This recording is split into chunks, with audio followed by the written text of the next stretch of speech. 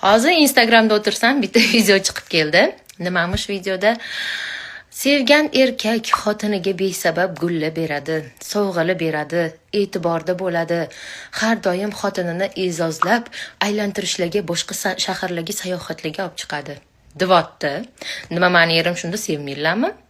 Mani fikrimcha, sevgan erkak qanaqa bo'ladi? Uyingizda kartoshka, piyozingiz, yog'ingiz bormi? Bolalaringiz kasal bo'lsa, doktorga olib boryaptimi? Bolalaringiz bog'chasidan pulini to'layaptimi? Har kuni kelib siz yoningizda uxlayaptimi?